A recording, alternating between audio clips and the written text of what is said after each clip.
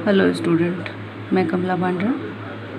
आज हम लोग जिस टॉपिक को देखने वाले हैं वो है कृषि मूल्य नीति, जिसे आप लोग एग्रीकल्चर प्राइस पॉलिसी या APP के नाम से जानते हैं। ऐसे कृषि ही नहीं बल्कि उत्पादन के जितने भी क्षेत्र होते हैं सबके अपने एक मूल्य नीति होती है, जिससे कि जो भी उत्पादन क्रिया हो रही है उस क्रिया को बनाए रखा जा सके।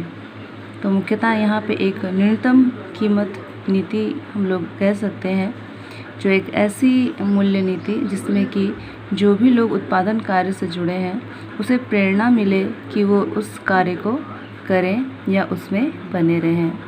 तो इसी तरह ही कृषि मूल्य नीति में भी यह अपेक्षा की जाती है, कृषि मूल्य नीति ऐसी होनी चाहिए जिससे कृषकों को उसके उपज का उचित मूल्य मिल सके, साथ ही उपभोक्ताओं को भी अपनी आवश्यक वस्तु की निश्चित मात्रा मिले और देश का भी विकास हो।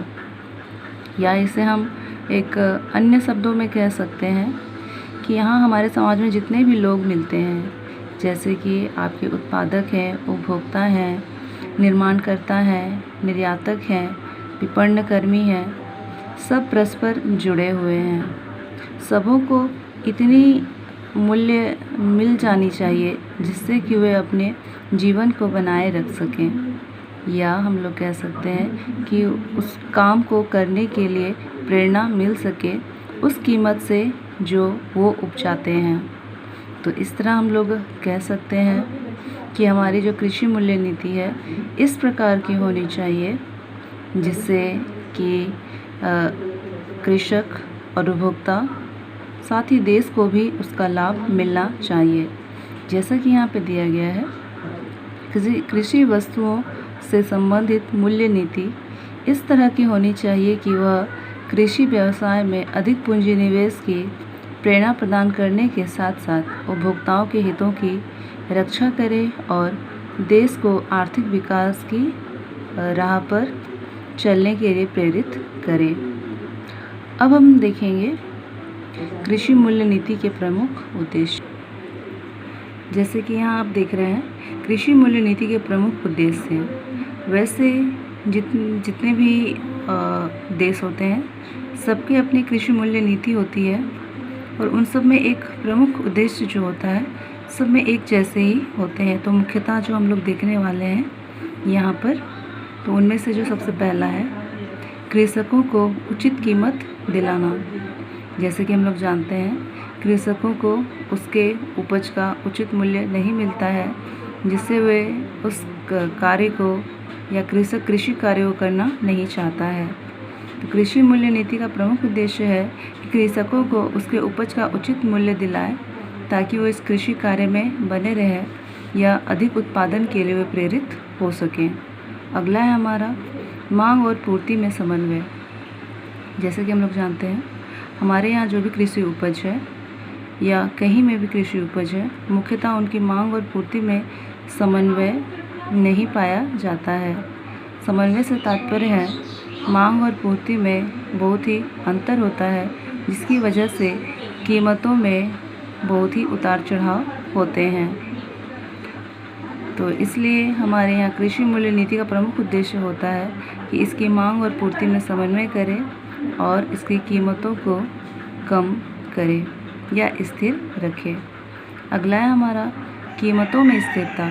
जैसे कि हम लोग कुछ समय पहले ही पढ़े कि हमारे जो कृषि उपज है उसकी मांग और पूर्ति में समन्वय नहीं होता है, जिस कारण से उसकी कीमतों में बहुत ही उतार चढ़ाव होते हैं, जिससे कभी कभी उपभोक्ता उस वस्तु को खरीद नहीं पाते हैं या कभी कभी जो हमारे कृषक वर्ग होते हैं उसको उसका उचित कीमत नहीं मिलता है।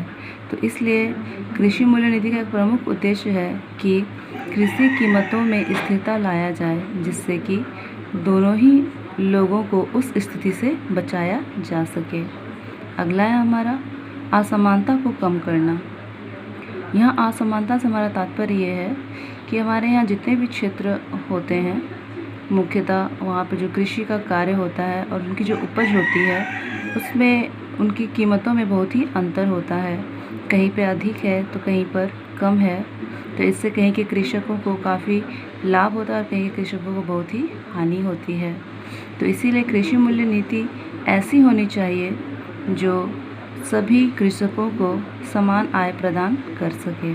अगला है हमारा समाज के दोनों वर्गों के हितों की रक्षा। जैसे कि हम लोग जानते हैं जो उपभोक्ता होता है, जो वो कीमत देता है, उसे इतना होना चाहिए कि जो जिस उपज को खरीद रहा है और कृषक को जो मिलता है उनके दोनों के बीच में बहुत अंतर नहीं होना चाहिए और दोनों ही अपने जीवन को आसानी से जी सकते हैं।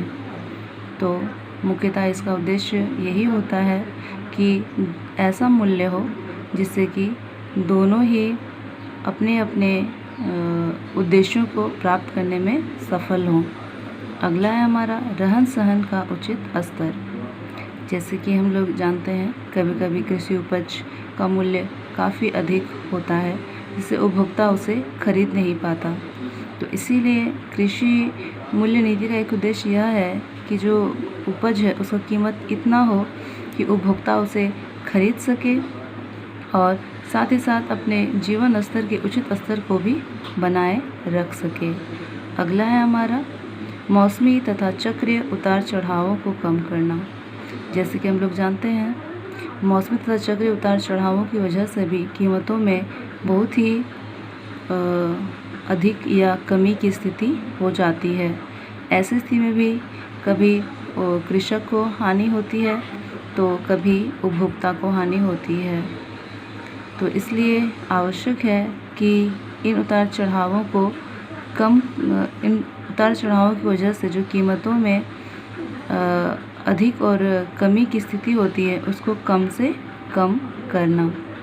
वैसे भारत में जो कृषि मूल्य नीति के जो प्रमुख उद्देश्य हैं मुख्यतः 3 तरह के ही हैं।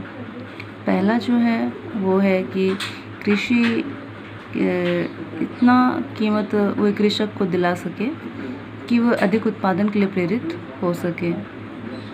दूसरा है कि हमारे यहाँ जो सार्वजनिक वितरण प्रणाली है उसको इतना सुदृढ़ किया जाए कि जो भी वस्तुएं बाज़ार पर मिलती हैं सार्वजनिक वितरण प्रणाली की दुकान पर कम मात्रा में मिल जाए।